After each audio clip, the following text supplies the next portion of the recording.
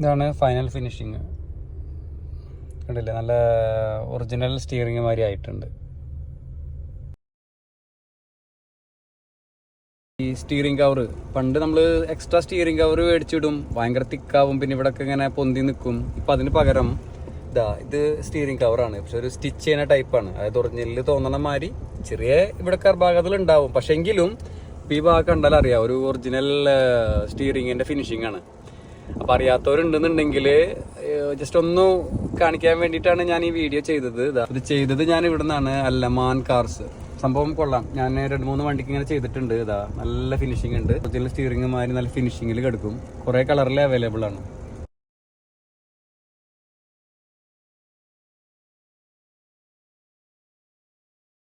സംഭവം നല്ല ഫിനിഷിംഗ് ആയി. ചെറിയ പൈസ ഉള്ളൂ.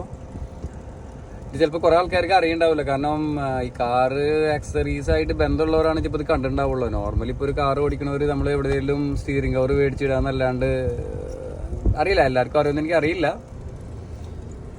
സംഭവം നല്ല പെർഫെക്റ്റ് ആക്കി. ഇവിടെയൊക്കെ ഉള്ളിലാക്കി തന്നു.